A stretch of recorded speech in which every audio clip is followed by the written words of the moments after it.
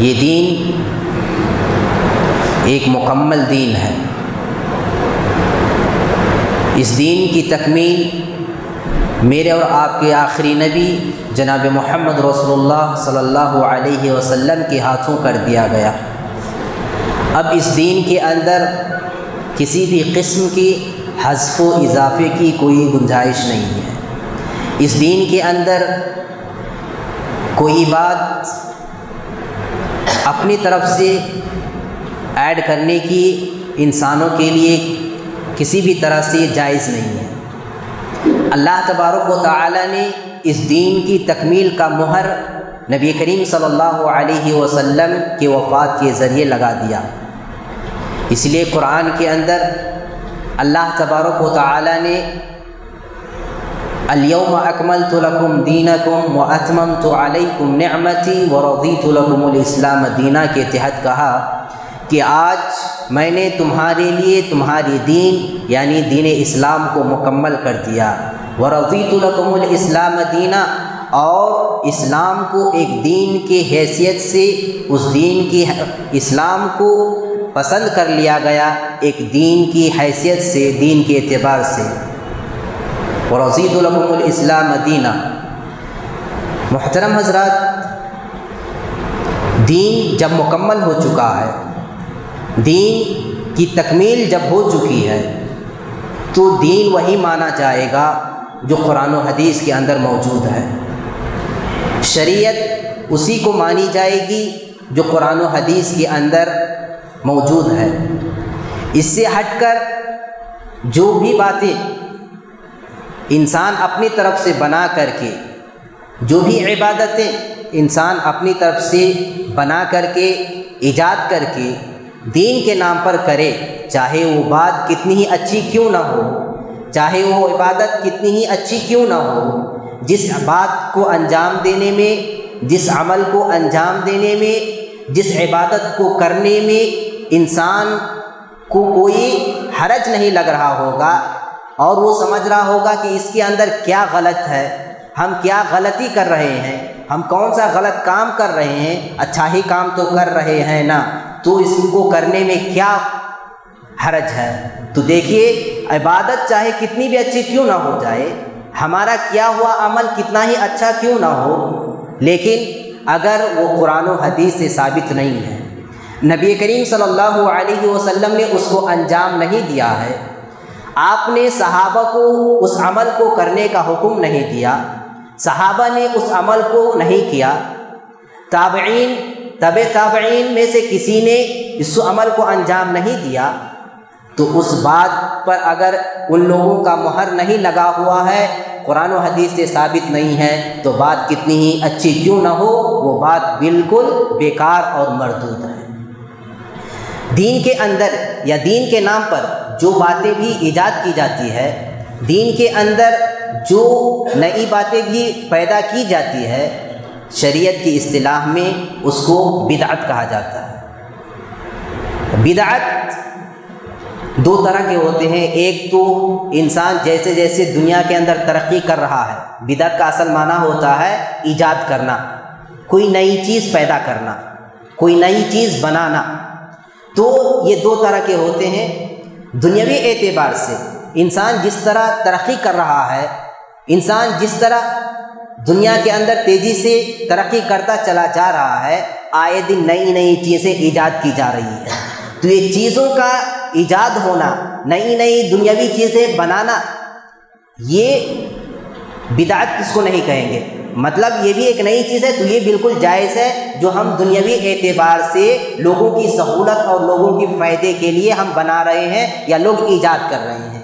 لیکن یہی چیز اگر دین کے اندر آ جاتی ہے تو اسی کو ہم بدعت کے نام سے یاد کرتے ہیں، اسی کو شریعت کے اندر بدعت کہا جاتا ہے، کہ قرآن و حدیث جس چیز کو صحیح قرار دے چکا ہے، اس چیز کے علاوہ قرآن و حدیث کے اندر جن چیزوں کو عبادت قرار دے دی گئی ہے، ان چیزوں کے علاوہ دین کے نام پر دین کے اندر اپنی طرف سے کوئی نئی چیز پیدا کر لینا اور یہ کہنا اور ان باتوں کو اللہ کے نبی کی طرف منسوب کر کے قرآن اور حدیث کی طرف منسوب کر کے یہ کہنا کہ یہ بھی دین کا حصہ ہے اور یہ بھی قرآن و حدیث سے ثابت ہے، یہ بھی نبی کریم صلی اللہ علیہ وسلم کی سنت میں سے ہے، اس پر بھی صحابہ کا عمل موجود ہے، جبکہ ان چیزوں پر صحابہ کا عمل ہی موجود نہیں ہے، قرآن و حدیث سے اس کی کوئی دلیل ہی نہیں ہے، تو اسی کو بدعت اور اسی کو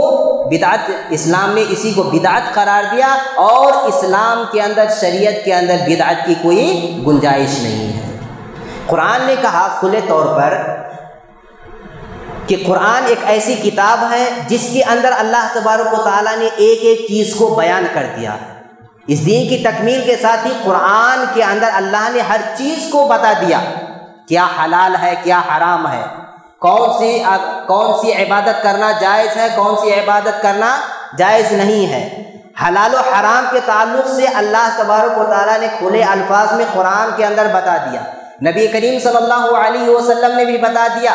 اس لیے قرآن کے اندر کہا کہ قرآن کے اندر اگر انسان اپنے طرف سے کسی آیت کو توڑ مروڑ کر پیدا کرنا چاہے گا کوئی معنی، اپنی طرف سے قرآن و حدیث کی کسی آیت کو توڑ مروڑ کر کے کوئی نیا معنی پیدا کرنا چاہے گا، تو یہ اللہ تبارک و تعالیٰ کبھی ہونے نہیں دے گا، اس لیے کہ قرآن کی حفاظت کی ذمہ داری اللہ نے لی ہے، اور اگر انسان کتنی بھی کوشش کر کے قرآن کی آیت کو توڑ مرڑ کو لوگوں کے سامنے پیش کرے تو اس کی حقیقت ایک نہ ایک دن لوگوں کے سامنے واضح ہو جائے گی۔ اسی لیے کہا کہ قرآن کے اندر نہ تو انسان سامنے سے کسی چیز کا اضافہ کر سکتا ہے اور نہ انسان پیچھے سے قرآن کے اندر کسی چیز کا اضافہ کر سکتا ہے۔ لا يدخل من بین یدیہ ولا من خلفہ، کہ قرآن کے اندر انسان لاکھ کوشش کر لے، قرآن کی تکمیل کے بعد اگر اس آیت کے اندر وہ توڑ مروڑ کر کوئی نیا معنی پیدا کرنا چاہے گا یا قرآن کی کسی آیت کو تحریف کرنا چاہے گا تو انسان نہیں کر سکتا ہے۔ محترم حضرات، بدعت یہ گمراہی ہے۔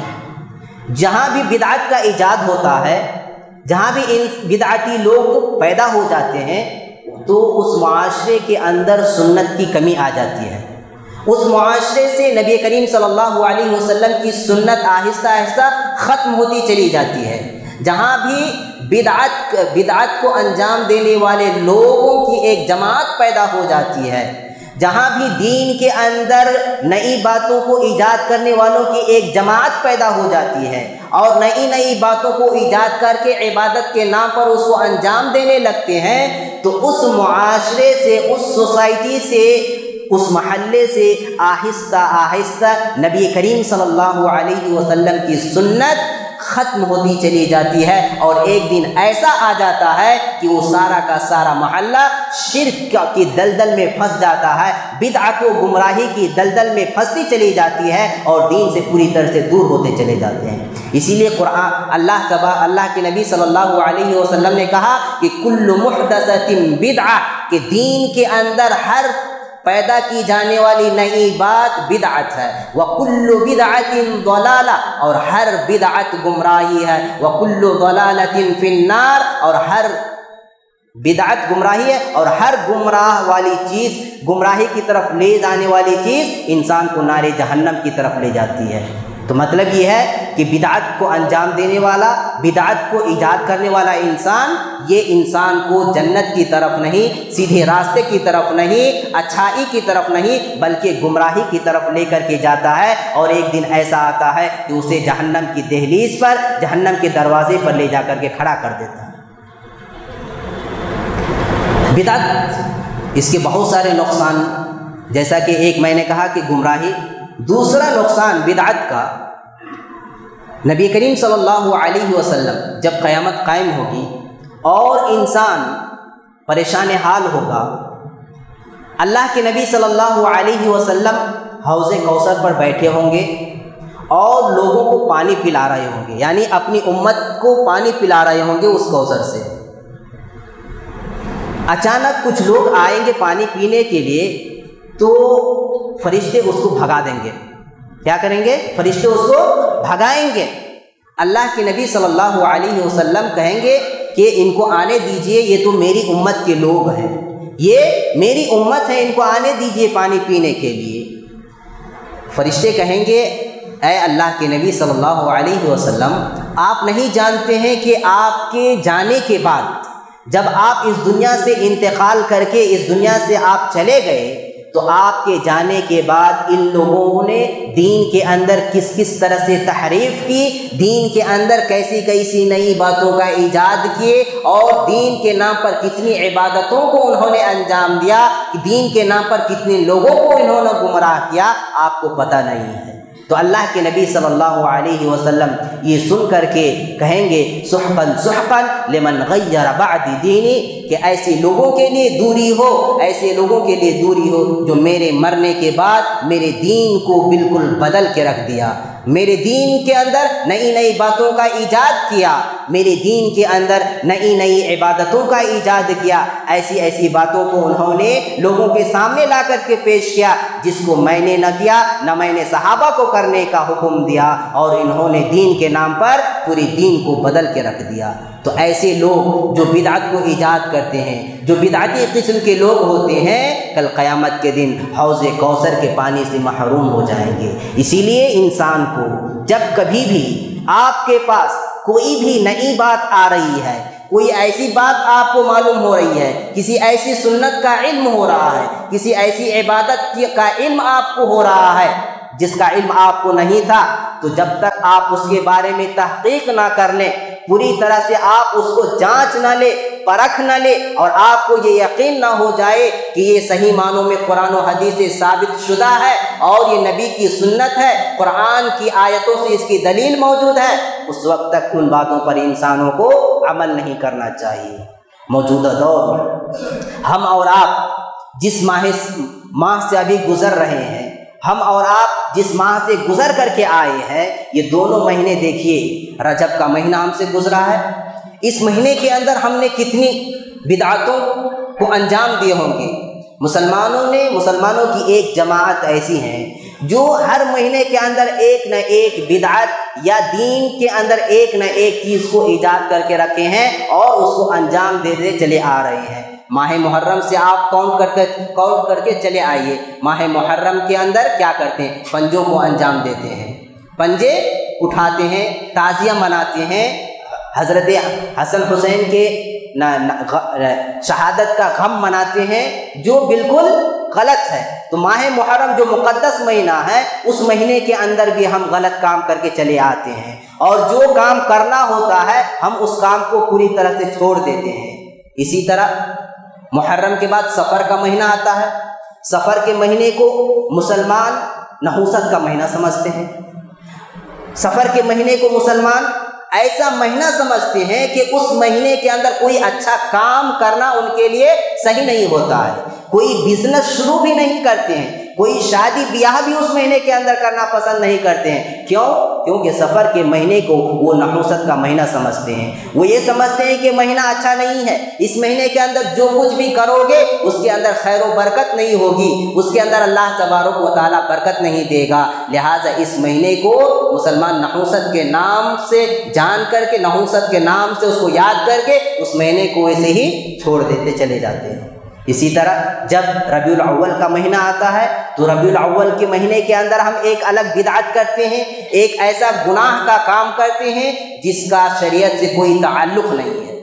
نبی کریم صلی اللہ علیہ وسلم کا برتھ ڈے منانا، آپ کی تاریخ پیدائش میلاد النبی منانا، یہ کہاں سے مل رہا ہے؟ یہ کس حدیث سے ثابت ہے؟ یہ صحابہ کی کن جماعتوں سے ثابت ہے؟ یا تابعین میں سے یا تبع تابعین میں سے کن سے ثابت ہے؟ نہیں ہے، لیکن پھر بھی ہم ایک پرانی لمبی مدت سے اس کو بھی انجام دیتے چلے آ رہے ہیں، اسی بنیاد پر کہ ہم سے پہلے لوگ انجام دے رہے تھے، اسی لیے ہم بھی اب اس کو انجام دے رہے ہیں۔ ارے ہم کو دیکھنا ہے کہ کیا اللہ کے نبی نے اپنا برتھ ڈے منایا تھا؟ کیا صحابہ جو اللہ کے نبی سے اتنی محبت کرتے تھے کہ آپ کے ایک اشارے پر اپنی جان قربان دینے کے لیے تیار ہو جاتے تھے، اپنی مال و دولت لٹانے کے لیے تیار ہو جاتے تھے، وہ صحابہ جو اللہ کے نبی صلی اللہ علیہ وسلم کے لیے دین کی خاطر اپنے گھر بار کو چھوڑ کر کے، اپنے اہل و عیال کو چھوڑ کر کے مکہ سے ہجرت کر کے مدینہ پہنچے تھے بے یار و مددگار، کیا وہ صحابہ اپنے نبی کا برتھ ڈے منائے تھے؟ نہیں منائے تھے، لیکن ہم ایک مدت سے اس کو بھی مناتے چلے آ رہے ہیں۔ اسی طرح ربیع الثانی کا مہینہ آتا ہے، اس کے اندر بھی ہم بدعت کا کام کرتے ہیں۔ اب رجب کا مہینہ ہم سے گزرا ہے، رجب کے مہینے کے اندر کتنی بدعتیں انجام دیے جاتے ہیں، کتنے کنڈے کے نام سے کیا کے نام سے بہت ساری بدعتیں ماہ رجب کے اندر انجام دیے جاتے ہیں، جبکہ رجب کے مہینے کے اندر اللہ کے نبی صلی اللہ علیہ وسلم سے کچھ کرنا ثابت ہی نہیں ہے، لیکن ہم اس مہینے کے اندر بھی بہت ساری بدعتوں کو انجام دیتے ہیں۔ ابھی جس مہینے سے ہم اور آپ گزر رہے ہیں، تو کہنا یہ ہے کہ ہمارا جو عربی مہینہ ہے، اسلامی سال کا جو مہینہ ہے، اگر ہم غور سے دیکھیں گے تو کسی نہ کسی مہینے کے اندر ہم نے کچھ نہ کچھ بدعتوں کو ایجاد کر کے رکھا ہے، اور اس مہینے کے اندر ہم اس کو باقاعدہ پابندی کے ساتھ انجام دیتے چلے آ رہے ہیں۔ کبھی وہ چیز ہم سے چھوٹتی نہیں ہے، کبھی وہ چیز ہم سے چوکتی نہیں ہے، پوری پابندی کے ساتھ، تاریخ کے ساتھ اس کو یاد رکھ کر کے اس دن انجام دیتے ہیں، جس کا کوئی فائدہ نہیں ہوتا ہے۔ لیکن وہیں نبی کی سنت، وہیں نبی کا طریقہ، آپ صلی اللہ علیہ وسلم کا اسوہ ہمارے سامنے ہے، ہم اس کو پوری طرح سے چھوڑے ہوئے ہیں، اور کبھی ہم اس کو یاد بھی نہیں کرتے ہیں، کبھی ہم اس پر عمل کرنے کی طرف آمادہ بھی نہیں ہوتے ہیں۔ ماہ شعبان کا مہینہ بھی چل رہا ہے، اس مہینے سے ہم گزر رہے ہیں۔ اس مہینے کے اندر جو عمل کرنا ہے، جس عمل کو انجام دینا ہے، اس عمل کو ہی انجام دینا چاہیے۔ اللہ کے نبی اس مہینے کے اندر کیا کیے ہیں، اسی کو انجام دینا ہے، اور اس مہینے کے تعلق سے کیا کہا گیا ہے، حدیث کے اندر کیا بات آئی ہے، اسی کو انجام دینا ہے۔ اور اس مہینے کے اندر اللہ کے نبی کن باتوں سے کون سی بات نہیں کرتے تھے، ہم وہ چیزیں اس مہینے کے اندر کرتے ہیں۔ اس مہینے کے اندر بھی بدعت کو ہم ایجاد کیے ہوئے ہیں، اور باقاعدہ جب بھی 15ویں شعبان آتا ہے، شعبان کا مہینہ شروع ہوتا ہے، تو پہلی تاریخ سے ہی یہ ساری بدعتوں کا ایجاد، ان ساری بدعتوں پر عمل کرنا شروع ہو جاتا ہے۔ آپ دیکھتے چلے آئیے اس مہینے کے اندر اللہ کے نبی کیا کرتے تھے۔ اس مہینے کے اندر یعنی شعبان کا مہینہ جب شروع ہوتا تھا، تو اللہ کے نبی صلی اللہ علیہ وسلم اس مہینے کے اندر زیادہ سے زیادہ روزہ رکھا کرتے تھے۔ کیا رکھتے تھے؟ کثرت سے اس مہینے کے اندر اللہ کے نبی روزہ رکھا کرتے تھے، کنٹینیو نہیں، کثرت سے، مطلب اللہ کے نبی اس مہینے کے اندر پابندی کے ساتھ کثرت سے زیادہ دوسرے مہینے کی بنسبت زیادہ روزہ رکھا کرتے تھے۔ اس لیے حضرت عائشہ رضی اللہ عنہا فرماتی ہیں کہ ہم لوگوں کو اگر کوئی روزہ ہم لوگوں سے چھوٹ گیا ہوتا رمضان کے اندر، تو ہم اپنے روزے کی قضا اسی ماہ شعبان کے اندر کرتے تھے۔ کب کرتے تھے؟ ماہ شعبان کے اندر کرتے تھے، اس لیے کہ اللہ کے نبی صلی اللہ علیہ وسلم اس مہینے کے اندر زیادہ سے زیادہ روزہ رکھا کرتے تھے۔ اللہ کے نبی صلی اللہ علیہ وسلم دوسری عبادتیں بھی کثرت سے اس مہینے کے اندر کرتے تھے، کوئی خاص روزہ نہیں، کوئی خاص عبادت نہیں جیسے ہم لوگ 15ویں تاریخ کو ہی رکھ لیا ہے، نہیں، اس پورے مہینے کے اندر اللہ کے نبی کثرت سے ہر عبادت کرتے تھے۔ کیوں کرتے تھے؟ کیونکہ اس مہینے کے اندر اللہ تبارک و تعالیٰ کے سامنے ہر انسان کا عمل پیش ہوتا ہے۔ جو عبادتیں ہم کرتے ہیں، ہمارا عمل اللہ تبارک و تعالیٰ کے پاس، جیسے یوم الخمیس اور یوم الاثنین، پیر کے دن اور جمعرات کے دن ہمارا نام اعمال اللہ کے سامنے پیش کیا جاتا ہے، اسی طرح اس مہینے کے اندر بھی ہمارا نام اعمال اللہ کے سامنے پیش کیا جاتا ہے۔ اللہ کے نبی صلی اللہ علیہ وسلم اسی لیے اس مہینے کے اندر کثرت سے ہر عبادت کیا کرتے تھے۔ تو ہمیں بھی عبادت کرنی ہے اس مہینے کے اندر، ہمیں بھی اس مہینے کے اندر کثرت سے عبادت کرنی ہے، اور اللہ کے نبی کی سنت کو فالو ہی کرنا ہے، اور اللہ کی اس دین کو پر عمل کرنا ہے، تو ہمیں بھی روزہ رکھنا چاہیے۔ لیکن ہم کیا کرتے ہیں اس مہینے کے اندر؟ بدعت کو ایجاد کر رکھے ہیں۔ 15ویں شعبان، پہلے تو 1 تاریخ سے ہی قرآن خوانی شروع ہو جاتا ہے۔ کب سے؟ 1 تاریخ سے، جیسے ہی شعبان کا مہینہ شروع ہوا، ہر گھر کے اندر قرآن خوانی شروع ہو۔ سال کے 12 مہینے کتنے دن ہم قرآن پڑھتے ہیں؟ کتنے دن ہمارے گھروں کے اندر قرآن کی تلاوت ہوتی ہے؟ کتنے دن ہم اپنے گھروں کے اندر سورہ بقرہ کی تلاوت کرتے ہیں؟ لیکن اس دن تو نہیں ہوتا، سال کے 12 مہینے چھوڑے ہوئے ہوتے ہیں۔ جیسے ہی 15ویں شعبان شعبان کا مہینہ شروع ہوتا ہے، ہمارے گھروں کے اندر قرآن خوانی باقاعدہ پیسے دے کر کے بلوا کر کے قرآن خوانی کروایا جاتا ہے، قرآن پڑھوایا جاتا ہے۔ آپ کہیں گے قرآن پڑھنا کیا غلط ہے؟ قرآن پڑھنا کیا غلط ہے؟ ہم تو اچھا ہی کام کر رہے ہیں نا۔ ارے سال بھر کیا اچھا کام کرنا آپ کو یاد نہیں تھا؟ اسی مہینے کے اندر، وہ بھی 15 تاریخ تک ہی یہ کام کرنا آپ کو یاد ہے؟ کیا صحابہ کو یہ معلوم نہیں تھا کہ شعبان کے مہینے کے اندر قرآن خوانی کرو، کثرت سے پڑھو، اور پڑھنا ہی ہے آپ کو قرآن اس مہینے کے اندر بھی؟ تو اس مہینے کے اندر کیوں گھر کے اندر ہی صرف بلا کر کے پڑھاتے؟ آپ نارمل بھی اچھی طرح سے، نارمل بھی آپ سادے انداز میں بھی قرآن پڑھ سکتے ہیں۔ اسی پر 1 تاریخ سے لے کر کے 15 تاریخ تک ہی قرآن پڑھا کے جیسے ہی 15 تاریخ ختم، وہاں سے قرآن خوانی، قرآن پڑھنا بھی بند۔ تو 15 تاریخ تک ہی اللہ قرآن پڑھنا جائز ہے کیا؟ کہیں حدیث کے اندر ہے 1 تاریخ سے لے کر کے 15ویں شعبان تک قرآن پڑھو، اس کے بعد جیسے ہی 15ویں شعبان گیا، 16ویں شعبان آیا، وہاں سے قرآن پڑھنا بند کر دو؟ یہ تو بدعت ہو گیا۔ یہی تو بدعت ہے کہ آپ ایک چیز کو خاص کر لیے ہیں اور وہ چیز وہ اس وقت تک انجام پا لیتا ہے، وہاں سے اس چیز کو ہم چھوڑ دیتے ہیں۔ اسی کو تو بدعت کہتے ہیں، اور یہی بدعت ہے اور یہی گمراہی ہے۔ ایک ہو گیا قرآن خوانی، جیسے ہی 15ویں تاریخ آتی ہے، شعبان کا 15واں دن آتا ہے، اس رات کیا کرتے ہیں ہم؟ اس رات انسان قبرستان جاتے ہیں۔ کہاں جاتے ہیں؟ قبرستان کا رخ کرتے ہیں۔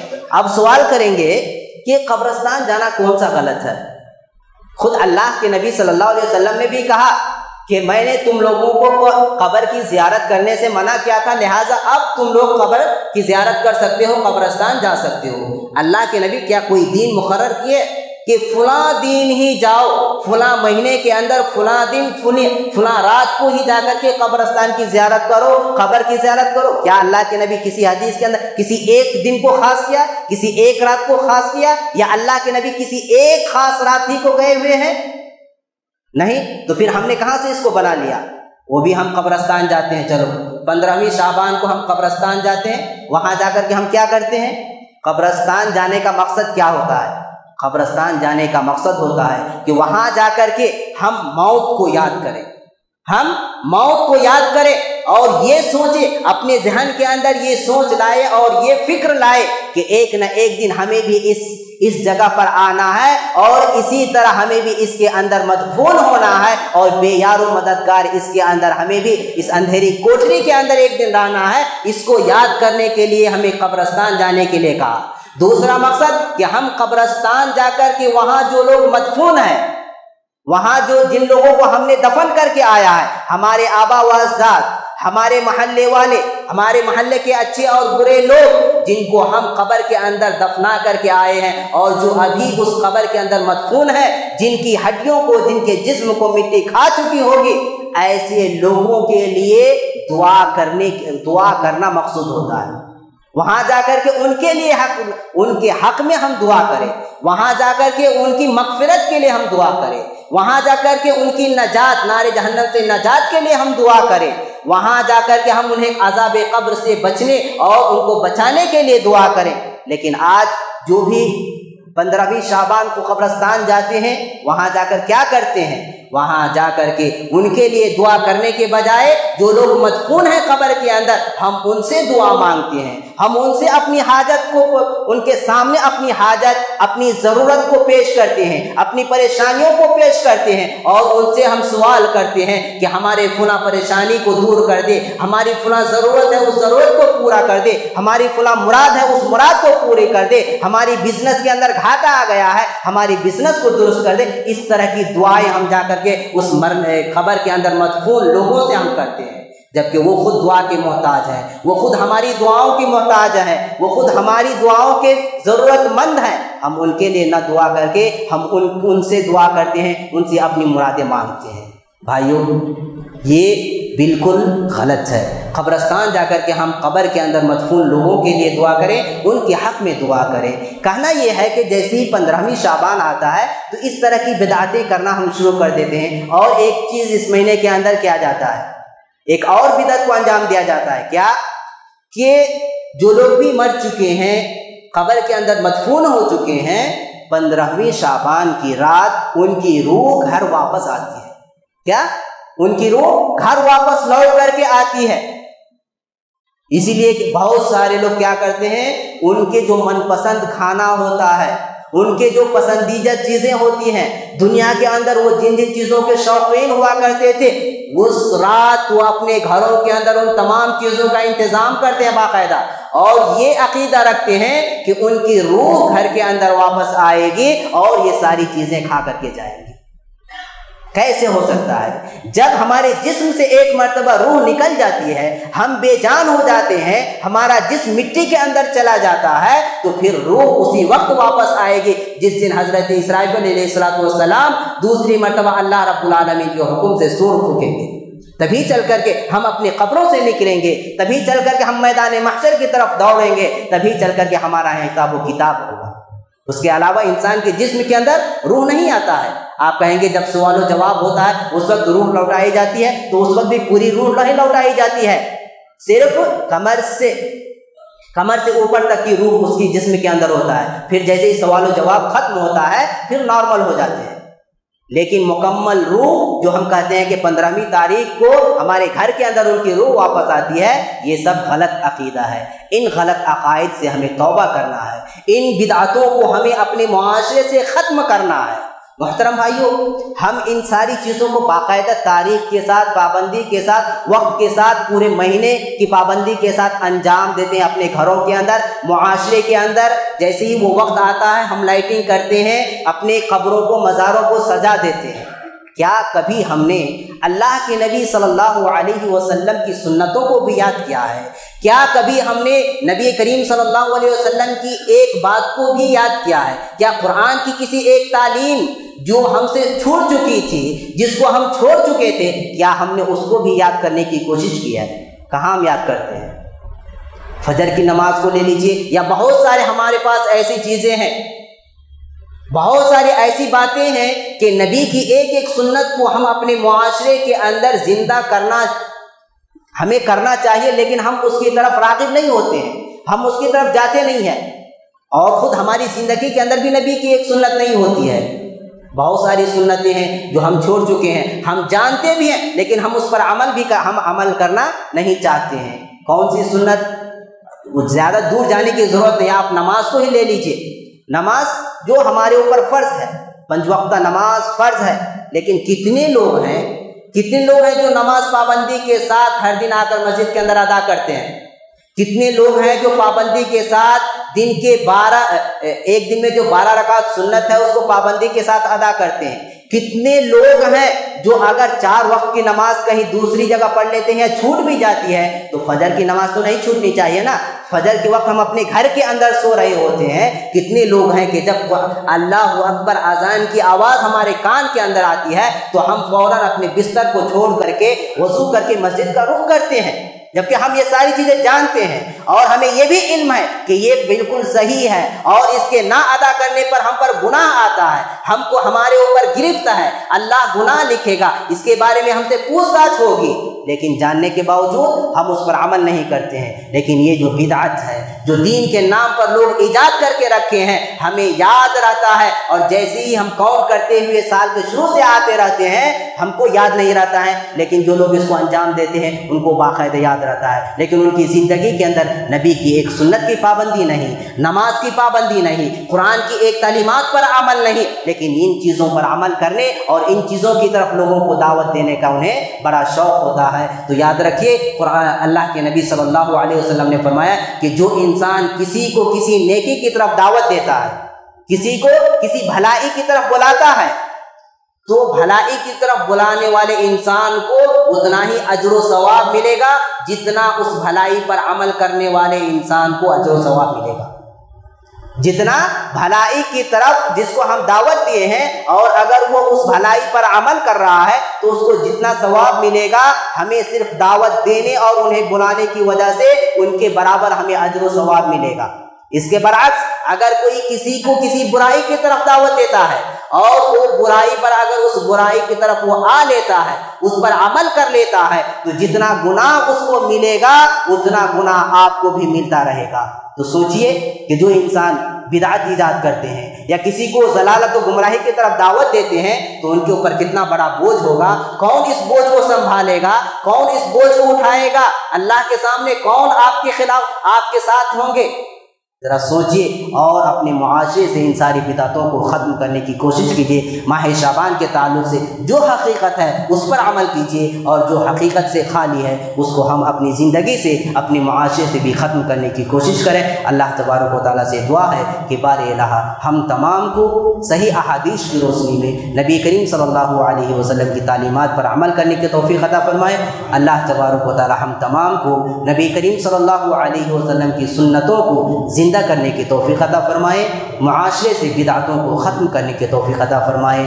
بار الہ ہم تمام کی گناہوں کی مغفرت فرما اور مرنے کے بعد جنت الفردوس کے اندر داخلہ نصیب فرما، آمین۔ السلام علیکم ورحمۃ اللہ وبرکاتہ۔